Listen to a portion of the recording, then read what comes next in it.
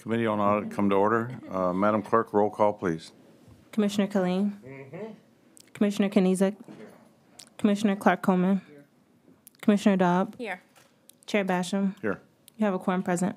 Next item. B, approval of the January 29, 2020 meeting minutes. Move approval, Mr. Chair. Support. Been moved and supported. Any discussion? All those in favor?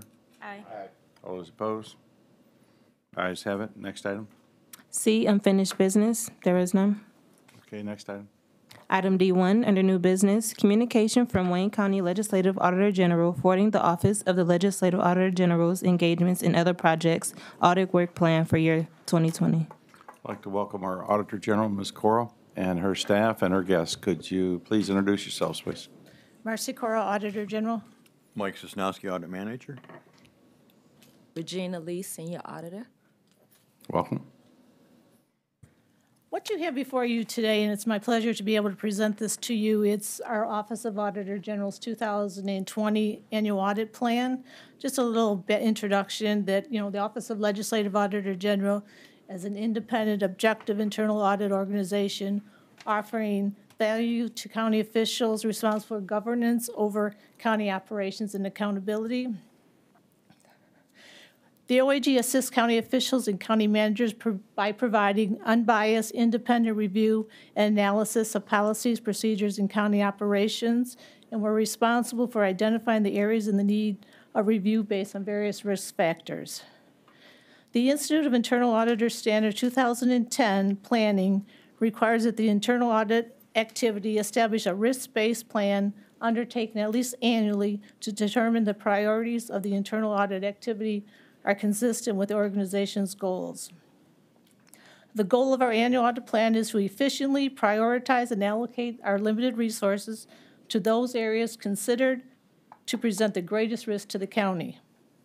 This is where we'll be able to provide the greatest amount of value. As with most audit plans, this plan is not static. It is flexible, and we're able to adapt to the changing needs within the county if they should arise. The completion of the plan may be affected by the audits requested by the Commission, management officials, special projects, and unforeseen circumstances. I'm on page 5 of the report, just to go through how our audit process works for anyone that's not aware of how we actually perform our engagements. We start off the year with our annual risk assessment. Then we develop and get our audit plan approved. We execute the plan. We report to the Committee on Audit our findings and recommendations. Once our report is received by the full board, we request a corrective action plan from the auditee. That's usually 30 days after the full board receives the report. Once a corrective action plan is received by our office, we assess the corrective action to ensure that management has taken the action they intended and whether we believe it will reduce the risk. If there's instances where management has taken action but it hasn't quite been implemented, we may go back and do a follow-up of those objectives. We started this probably 3 or 4 years ago where we were doing a countywide risk assessment. It was one of the recommendations from our peer review team that came out.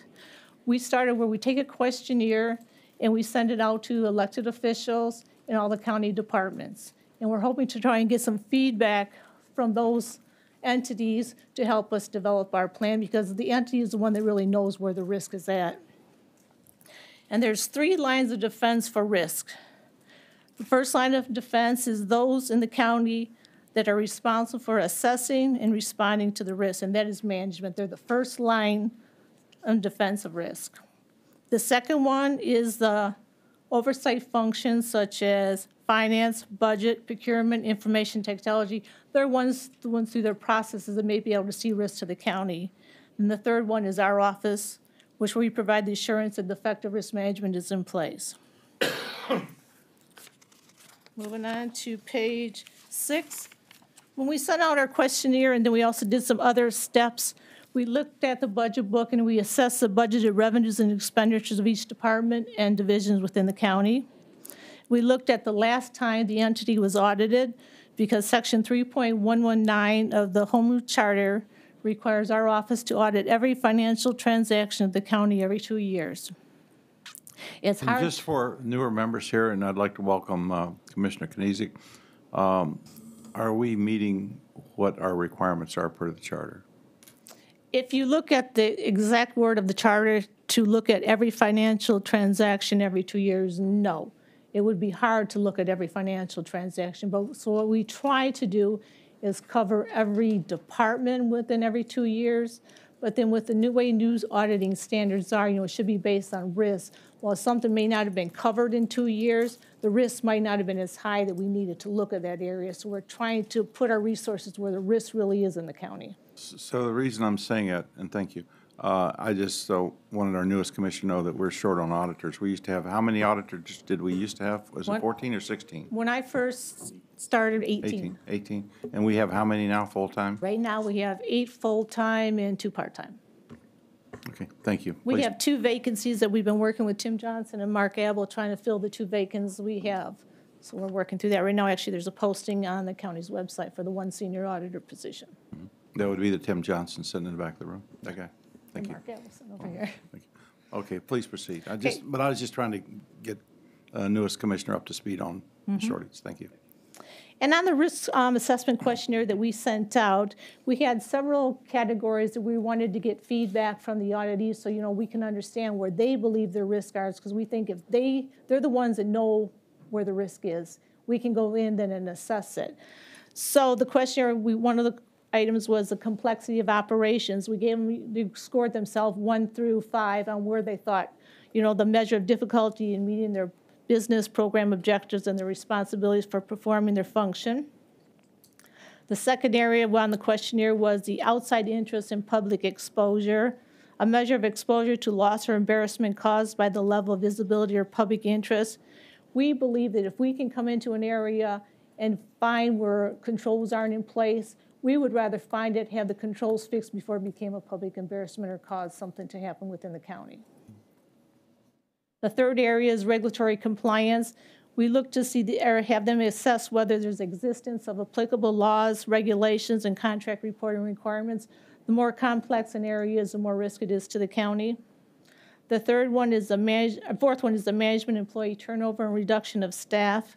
This is an assessment to determine, has there been a turnover in management along with a reduction in staff within the last 2 years. One of the noted key concerns we saw on almost every questionnaire that was returned to us was the number of vacancies within each area. And this is according to the risk assessment questionnaires that were submitted. This was mainly because of the loss of staff was difficult retaining and recruiting based on salaries, and our benefits were not competitive anymore. I think we found that throughout the county. Yeah, and that's, I think, a very important point. And usually every meeting when we get into these in-depth audits, it'll come up at some point, is salary and benefits will always, seems like it's part of the process of why we're always losing people. Right. So just an issue that the commission as a body has to deal with. At one time, the turnover and staffing reduction was always consistent within DPS and the sheriff's office.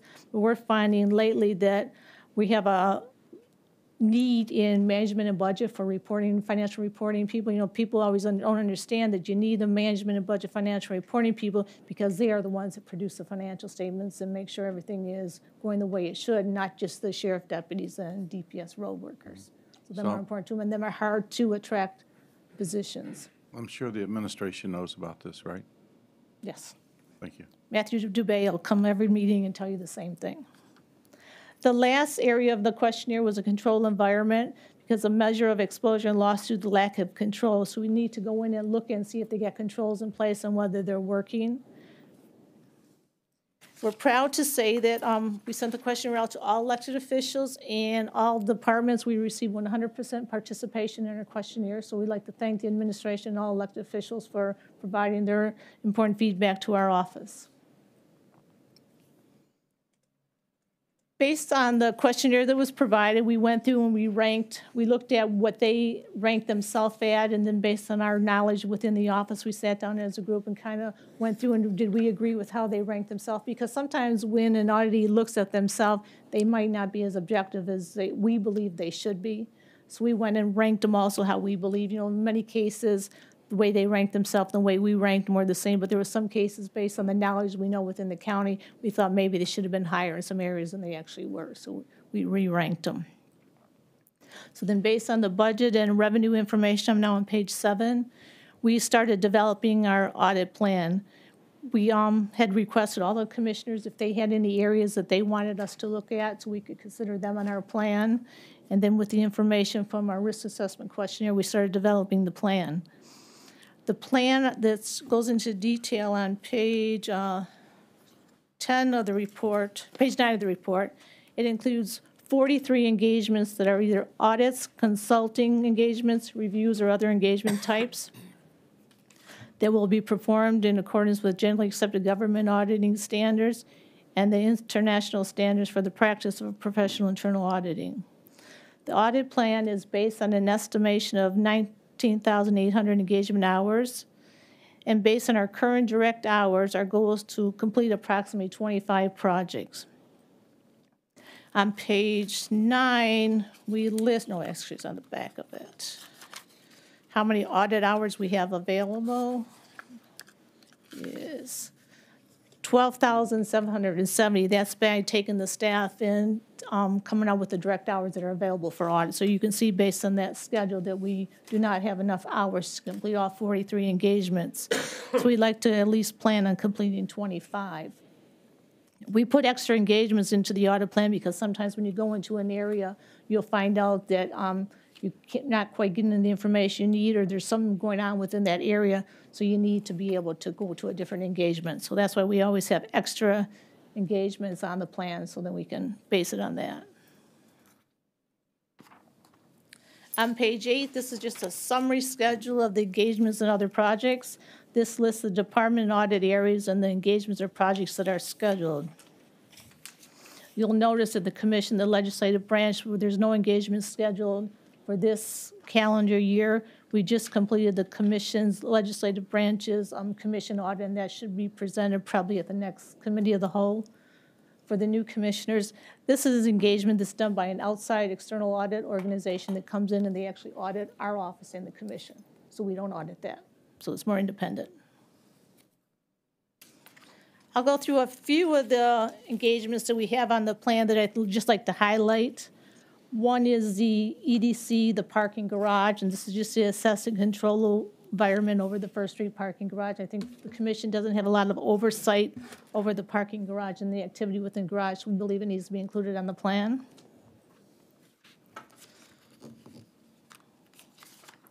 Another one to highlight is within benefits. This is an area I don't think we've covered in a very long time, if we've even covered it. And it's to look at the internal control environment over the granting and tracking of family medical leaves. This came to our attention when we received the risk assessment questionnaire from the sheriff's office. They indicated they had 260 sheriff deputies who were out on family medical leave. So we want to look at this area because we think it's of concern to the county. And just for the record, why do you think that is, or can you not respond to that? I would say it's probably related to the overtime that's required by the deputies. Okay, thank you. How many did you say? 260. On medical leave? Mm-hmm. It could be intermittent, but, you know, on family medical leave. Would that also include, Through the chair, and could you turn your mic on, please? Thank you. would that also include like pregnancies and things like that? It could. The questionnaire didn't go into detail, just said they had 260. All right. Mm-hmm. Okay. Another one that's on engagements within the prosecuting attorney's office, and this is because within the fraud investigative ordinance, it requires the prosecuting attorney's office to come and provide a report on the investigations they're currently completing within the county on fraud that's come to their attention. So this is to have them, they haven't been here in a while, so we think they need to come. Commissioner Kling? Yeah, on this one I had a question on. In looking at your description, improvements in policy and county fraud control systems, going back a few years, I think even to the Ficano administration, when we were doing the ethics ordinance for the county, and then talking about administration was saying there was an inspector general's place that came under the executive and people should call that, and then we've got the prosecutor going, no, here's state law, and give you an excerpt, and we're the ones to get the call. And now that we've had that ordinance for a number of years, are you going to be able to kind of clear up what the pathway is here? What this fraud and corruption unit does? Is that, Yes, and this. do we have more than one place that employees call? No, there should be one hotline that's Yeah. on the county's website. Well, I just wanted, given because the scope here is county fraud control system. Yes. If you can clarify in the Right. report, that's what I was looking for. What are the pathways, and hopefully we don't have multiple ones. And we'll put an informational report together prior to those from the prosecuting attorney's office coming. But what this is the language that's required in the fraud investigative ordinance yeah. for them to come and report. So we'll explain Right. the background and what's required, and they'll come and present if they've had any investigation. This is within the county. Right, and then hopefully this will at least clarify Yes. if there's other places people are calling, or what role the county ethics board has here, which is not a part of the prosecutor's office. Right. So I just want to know what the system is. It's not overlapping, or if it does, we need to know that too. But And at the time, okay. they had a part-time individual that was responsible for this unit, so we'll have to. Yeah, well, I'll wait Yep. for the report on it, but when I saw it was on here, that was my concern, is have we straightened this out in the county? Okay. We I'll looked wait at the for charter, report. excuse me, we looked at the charter notes, they haven't been here in a while, and they're supposed to come in, Yeah. so we thought we needed to add it Yeah, on okay. there and make sure Okay. they come. Oh, no, good, yeah. Yep. Another engagement that's actually already started, it's on the assessed controls over the parks millage distribution, so that's going on right now. Another one we're looking at within roads, we haven't started this yet, but it's going to be to assess the process over training and qualifications for operating county vehicles. We think this is important to the county to make sure we have the proper training and procedures in place so that we don't have accidents on the road, which would increase our liability, especially with recent things that have happened in the county. Moving on to page 12, and I'm just highlighting some of the ones that I think are important. Everything is important, but these are just other ones. The excise tourist tax, we have 2018 and 2019. Right now, we're looking at 2018. This is where the treasurer pays our office $40,000 to go out and perform a review of the hotels and rental cars, the taxes they're supposed to provide to the county that helps repay the debt on the stadiums. And then once we get the 18 done, we'll get the 2019 started. We actually do a work where we go out and we make sure that all of the hotels, rental cars are actually submitting their returns and their taxes, and we're actually get information from the state of Michigan. So we're almost like deputized by the state of Michigan to do this work. Commissioner Coleman. Thank you. Now, this, the tax that you mentioned, that's the one you're using for health?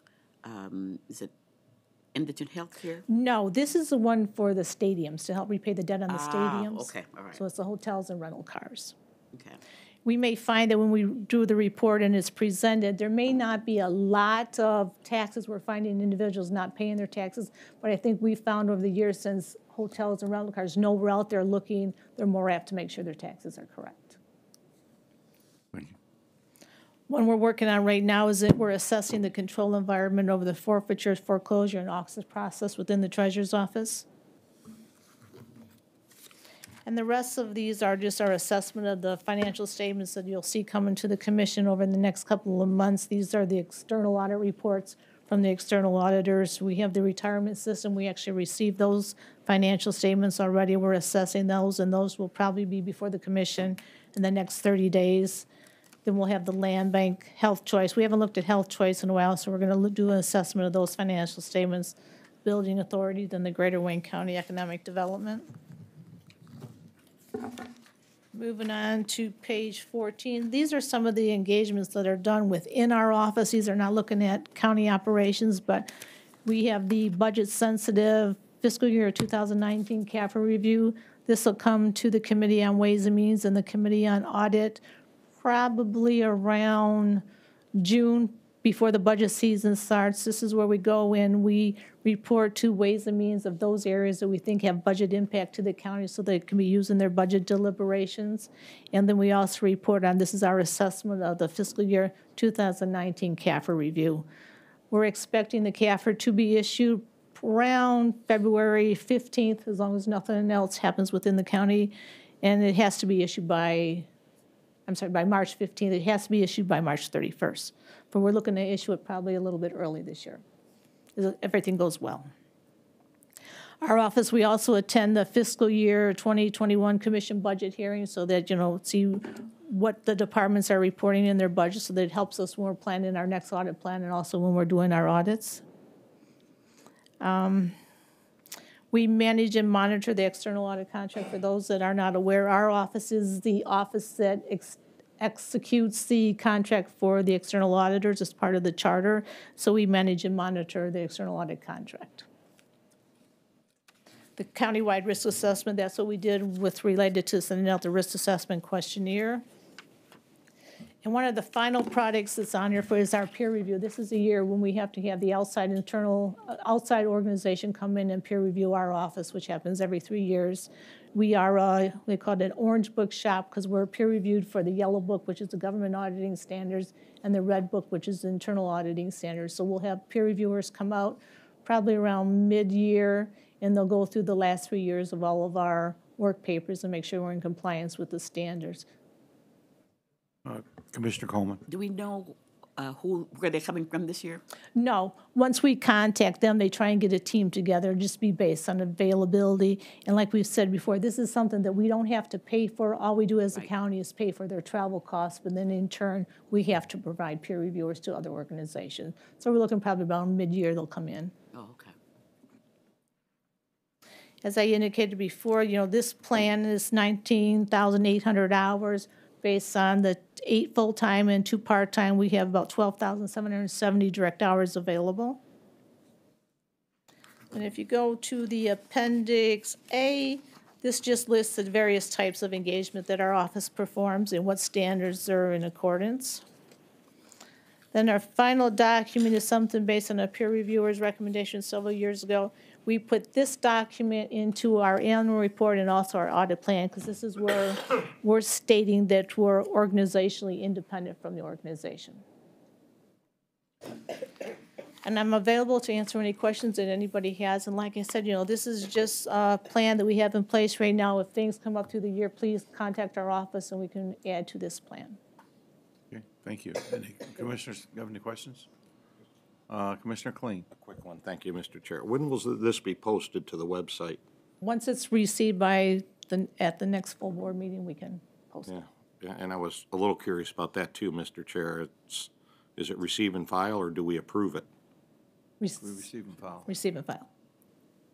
So, okay. But I also want to thank you for the audits now on the web have the name of the audit on them and not some arcane control number that you can't tell what the heck it is. So, okay. See, that's odd too. If we don't have to, if the commission doesn't have to approve this, then you can put it up right now. I mean, so I'm wondering if that is the way, is receive and file, but I'll worry about that some other day. Okay, yeah, too. And what we'll do is we send out, once the plan is received and filed by the full board, we'll send out to each of the committee chairpersons of each committee a list of the engagements that we plan on doing that's within their area of their committee. Mr. Apple. A lot of them in health and human services. I just wanted to make a couple observations as your fiscal advisor. I don't know if you realized it, but an acknowledgement of the value of the Auditor General's department is 88% of it is charged out to the county as a whole. So we only absorb 12% of the Auditor General's budget within the Commission's budget. 88% is charged out. And I know that, one of the measurements of the value of that is we always look at the savings that are generated by the Auditor General's office. But, I've spent 12 years in public accounting, and I was on the administration side for a little while, and I'll tell you that the threat of audit is as significant is as significant in precluding bad behavior as an actual audit is. So the importance, I think, of this department just can't be overstated. Through the chair. Okay, it's a serious committee here. Ms. Cora? And I'd just like to add to that, too, that, while we look like we could be the threat to somebody, we want to be viewed as adding value. So we want the departments to understand, if you think you have a concern in your area, please ask us to come and look. And we, get an outside independent review, and we can tell you you've got some areas where you need to enhance your internal controls. And like we said, we'd rather help you rather than something happen that hurts the county. Okay, anything further? Move to receive and file and forward to the commission, full commission, Mr. Chair. Support. It's been moved and supported. Any further discussion? Commissioner Coleman, anything else? No, I just wanted to say, I don't think that I'll be inviting the Thank you. IRS in. A review, that's not called for. All those in favor? Aye. All those opposed? Narrow, but the ayes have it. Next item, Madam Clerk. E, such other matters as may be properly submitted before the committee. Ms. Cora? I just wanted to get, this was a light meeting. This was just our audit plan. It's something that we are required to do. But at our next meeting, we should have our Register of Deeds report where we're looking at the cash controls over the operations at the Register of Deeds. We do have the 2 financial statements for the Wayne County Employees Retirement System. Those will be coming before you probably within the next 30 days. We got some other good engagements that we're currently working on right now. I mentioned the treasurer's forfeiture foreclosure, the parks millage. Another big engagement, I believe, is going to be the jail inmate property. We're looking at the funds that are being held on behalf of the inmates within the inmate trust account. So that's when the families come in and deposit money into the inmates. Looking at the controls over there, there's several $1 million worth of funds. We question whether the controls are in place that need to be there, because really this is not the county's money, this is inmates' money. We need to be sure it's accounted for. We're also finding that, this cheatment policy, which will come out in the report, the county hasn't cheated any of this money that they need to for several years, so that's, I don't think they've ever cheated this money, so that's going to be part of the report. But I think that is a really good report that's going to have a lot of value to the sheriff's office. Where's the clerk's audit? We have that one. That's the last piece of, we did the clerk's office, vital services, cash control. That was probably a year and a half ago now, I think it is. That's where, for the new commissioner, that's where we found there was, I believe it was over 3,000 birth certificates. The stock of the birth certificates could not be accounted for. So the concern at the time is, was this mishandling in the clerk's office, or was it that just the birth certificates was not accounted for? We believe it's a very significant risk because the birth certificate is your breeder starter document to create an identity. So we went back and we asked the clerk's office to go through and 100% be able to account for every birth certificate stock number. It's almost like a check, your checkbook. Every birth certificate had a number on it. We asked them to go back, reconcile, and be able to account for every single one of those birth certificates. When we came back with the corrective action plan, I believe most of the items had corrective action in place, but that's one item at the time that all the corrective action hadn't taken place. They weren't able to account for all the birth certificates. We believe it's so important that we're asked them to go back again and account for them. We plan on doing the follow-up report for that once, but we believe at the end of the day, we don't know if they're going to be able to account for them, and then we'll have to determine what happens from there. But I believe it's very vital that those birth certificates need to be accounted for. Thank you. Okay, Madam Clerk, next item. Public comments. Is there anybody from the public like to comment? Tim? Okay, next item. Adjournment. It's been moved and supported. Any discussion? All those in favor? We are adjourned. Thank you.